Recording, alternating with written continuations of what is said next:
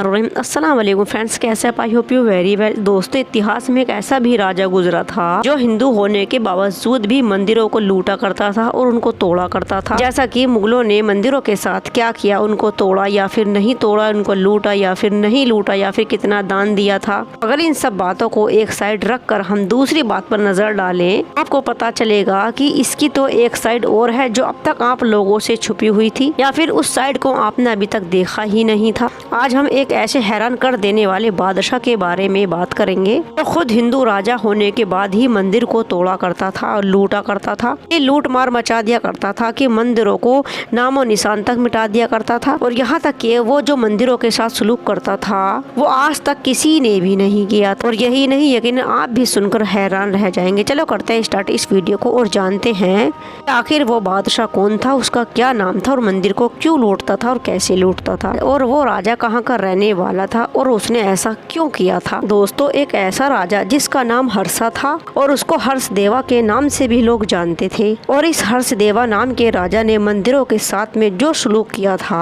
किसी भी इंसान के लिए बर्दाश्त करने वाली बात नहीं होगी। और दोस्तों, जिस किसी ने इतिहास को पढ़ा होगा इसने इस राजा के बारे में जरूर सुना होगा, और कुछ लोग ऐसे होंगे जिन्होंने इसके बारे में नहीं सुना होगा या फिर इसका नाम ही पहली बार सुन रहे होंगे। दोस्तों, किसी जमाने में ये बादशाह कश्मीर का राजा हुआ करता था, यानी कश्मीर पे हुकूमत किया करता था, और जिसको इतिहास में लुहारा कहा जाता था। ये इसी साम्राज्य का राजा हुआ करता था। इस राजा का नाम हर्षदेवा था। जब 1089 में ये गद्दी पर बैठा था, इस राजा ने लगभग 12 साल तक हुकूमत की थी। इन राजा की एक आदत हुआ करती थी जो सबसे ज्यादा अलग थी। ये राजा हर्षदेवा अपनी एक बेहतरीन जिंदगी गुजारने के लिए बहुत ही ज्यादा खर्च किया करते थे, और इनके जिंदगी का सिर्फ एक ही मकसद था कि जिंदगी को बेहतर तरीके से जिया जाए, जिसको आज के दौर में लोग फजूल खर्ची कहते हैं। और ये राजा बहुत ही ज्यादा VIP जिंदगी गुजारते थे, और इन राजा के दौर में एक किताब भी लिखी गई थी, और जिस किताब का नाम राज तरंगड़ी था, जिस किताब को एक कलहर नाम के लेखक ने लिखा था। इस किताब के अंदर उस राजा की लाइफ स्टाइल के बारे में लिखा गया था, यानी इनकी जीवनी के बारे में लिखा गया था,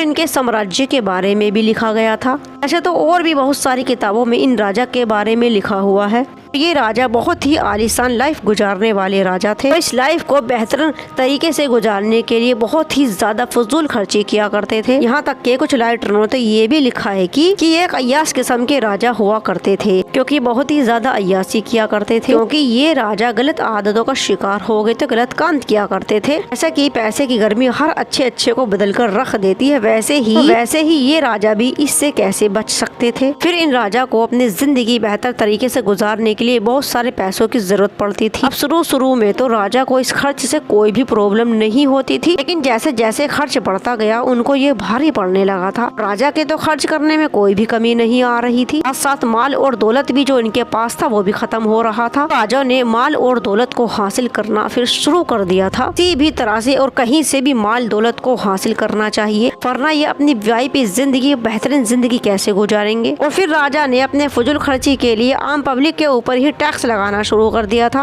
और टैक्स भी ऐसी चीजों पर लगाया था कि कोई सोच भी नहीं सकता था, क्योंकि अब इनका साम्राज्य भी बहुत ज्यादा बड़ा नहीं था, और फिर उस हिसाब से काम भी नहीं था। फिर टैक्स कौन देता, पैसा कहीं से भी नहीं आ रहा था, तो राजा परेशान होना शुरू हो गया कि पैसे को कहाँ से लाया जाए। फिर अचानक से राजा के मन में एक आइडिया आया कि आस पास के मंदिरों को लूटा जाए, तो मंदिरों में जो माल और दौलत है उसको लूटा जाए। पहले के मंदिर आज के मंदिरों की तरह कंगाल नहीं हुआ करते थे। के मंदिर बहुत ही ज्यादा दौलत से भरे हुए होते थे, क्योंकि जिस मंदिर के अंदर मूर्तियां होती थी वो सोने चांदी की बनी हुई होती थी, और उन सोने चांदी की मूर्तियों में बिल्कुल भी मिलावट नहीं हुआ करती थी। इसीलिए वो मंदिर माल और दौलत से भरे हुए होते थे, और वो मंदिर सिर्फ पाठ पूजा करने के लिए नहीं होते थे। उस राजा ने उन मंदिरों को ही लूटना शुरू कर दिया था। एक बार हर्षदेवा राजा ने जब मंदिर में एक सोने की बनी हुई मूर्ति को देखा, हर्षदेवा नाम राजा ने अपनी सेना को उन मंदिरों को लूटने का हुक्म दिया। मंदिर के अंदर जितने भी माल और दौलत है उस सब को लूट लिया जाए। फिर राजा को लगने लगा तो अमीर होने का बहुत ही आसान तरीका है, और दौलत कमाने से भी ज्यादा ये आसान है। राजा मंदिर को लूटकर बहुत ही ज्यादा खुश रहने लगा था, न करे ही उसके पास माल और दौलत आ रहे थे। फिर राजा ने एक प्लानिंग की कि हर मंदिर को लूटने के लिए एक टीम बनाई जाए, और फिर उसने एक टीम को तैयार किया जिस टीम का काम सिर्फ मंदिर को ही लूटना होगा और उसकी माल दौलत को इकट्ठा करना होगा। राजा ने हर काम की एक टीम बना रखी थी कि इसको को यही काम करना है। वैसे ही एक टीम बना रखी थी कि तुमको मंदिर को ही लूटना है। पहले तो वो टीम मंदिर को सिलेक्ट करती थी कि कौन से मंदिर को लूटना है, किस मंदिर में ज्यादा माल है, इस मंदिर के अंदर ज्यादा माल और दौलत होती थी, पहले उसी को लूटा जाता था। प्लानिंग कर करके वहाँ पर जाने लगे थे और मंदिर को लूटने लगे थे। लूटने के बाद मंदिरों को तोड़ दिया करते थे, जिससे कि ये पता चले कि यहाँ पर कोई मंदिर ही नहीं था। बुत मिटाने के लिए मंदिर को ही खत्म कर दिया करते थे। और फिर जब हर्ष ऑफ कश्मीर के बारे में लोगों ने पढ़ा तो कहने लगे कि ये राजा हिंदू होकर मुस्लिम क्यों बन रहा है। पहले से ही बदनाम थे, अब राजा भी हिंदू होकर ये काम कर रहे हैं। और इन राजा की मुखालफत करने के लिए अरब की साइड से जब मुसलमान यहाँ पर आने लगे, क्योंकि हर्षदेवा के दरबार में बहुत सारे मुस्लिम लोग रहते थे। हर्षदेवा नाम राजा का